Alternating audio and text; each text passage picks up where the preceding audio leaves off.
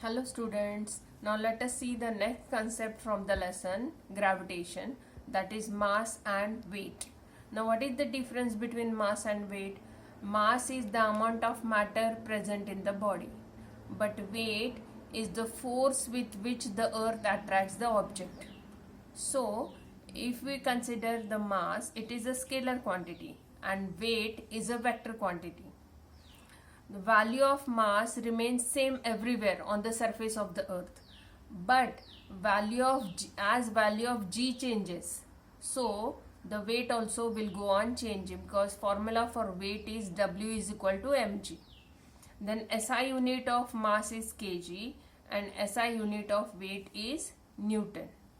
Mostly they will ask you the distinguish between mass and weight, so these points are important. Now the next concept is about free fall. What is free fall?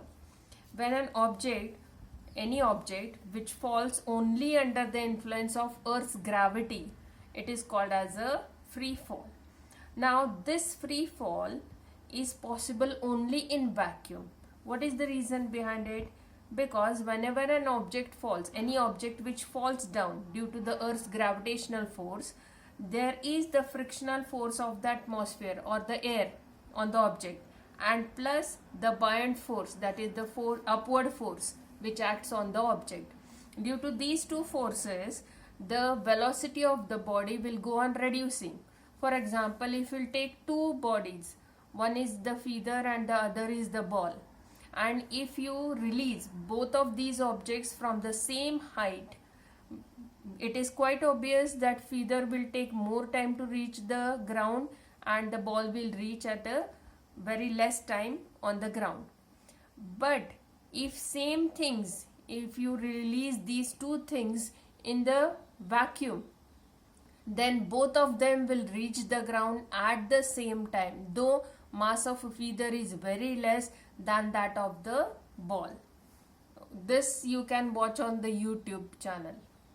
Okay, then the next concept is about gravitational potential energy. Now what is gravitational potential energy?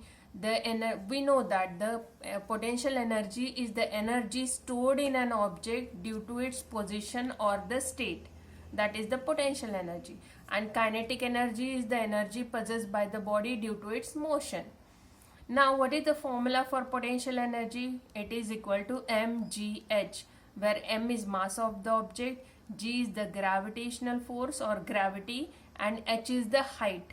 Now if you consider the object which is on the surface of the earth, that means its height from the surface of the earth is 0, then potential energy will be m into g into 0, so it will be 0. But if you consider the object at an infinite distance from the surface of the earth, then the gravitational force of earth on that object which is at an infinite distance of height from the surface of the earth will be 0. Gravitational force will be 0, and hence potential energy also will be 0.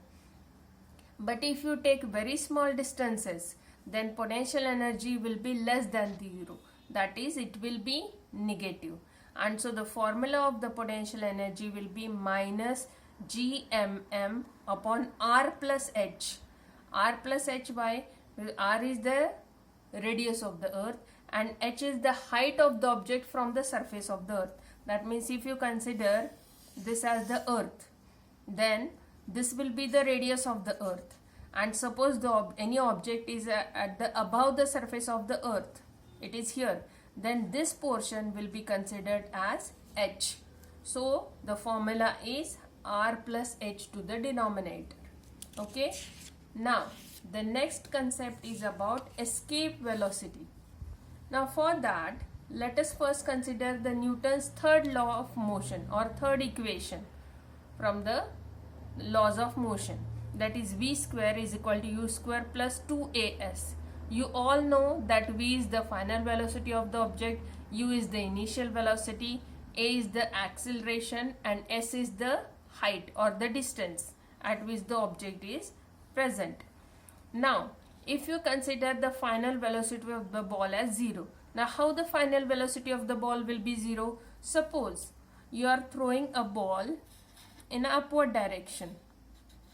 Then if you give a large amount of initial velocity, the ball will go to a certain height. Suppose it has reached here.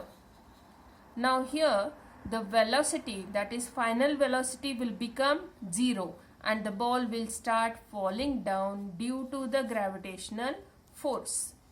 Now whenever the ball is going in the upward direction, you have to take minus g because it is going against the gravitational force. So in that case, the formula will be velocity, final velocity 0, u square plus 2 into minus g. Instead of a, you are substituting minus g and s multiplied by s. So equation will be 0 is equal to u square minus 2gs. So if you consider s, it will be equal to minus u square upon 2g. So if you want to find the height, at what height the object will reach or will go, then you can calculate by using this formula. S is equal to minus u square upon 2g. That means higher the initial velocity, larger is the height reached by the ball. Now suppose you are given a large amount of initial velocity to the ball. So the ball will go at a very larger height. If you go on increasing the initial velocity, the ball may overcome the gravitational pull of the earth and it will escape the gravitational force of the earth. That type of velocity is called as escape velocity. Now let us consider these two derivations. For an object of mass m, if it is on the surface of the earth, then kinetic energy is half mv square, potential energy is minus gmm upon r. Total energy, you all know, it is equal to kinetic energy plus potential energy, that is E1 I have taken. So add them, you will get this equation, half mv square, that is escape velocity, minus gmm upon r. Suppose the object is at an infinite distance from the surface of the earth, then kinetic energy will be 0 and potential energy also will be minus gmm upon infinity because it is at a large infinite distance from the surface of the earth, and 1 upon infinity is always 0. So potential energy also will be 0. So here total energy will be E2 is equal to kinetic energy plus potential energy. 0 plus 0 will be 0. Now according to the principle of conservation of energy, we have E1 is equal to E2. So if you substitute the values, you will get half mv square escape velocity is equal to gmm upon r. Now transfer this 2 to other side, you will get escape velocity square is equal to 2gm upon r. Taking square root of both sides, you get v escape velocity is equal to under root 2gm upon r.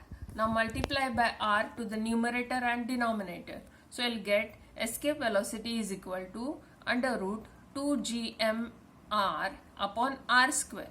Now this gm upon r square is small g, that is gravity. So substitute it, you will get escape velocity is equal to under root 2gr, that is equal to under root 2 into 9.8 into 6 point radius 6.4 into 10 raised to 6. When you solve these values, you will get it equal to 11.2 kilometer per second.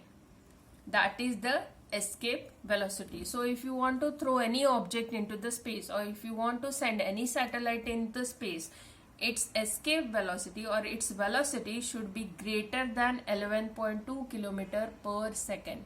Then only the object will be able to overcome the gravitational pull of the earth.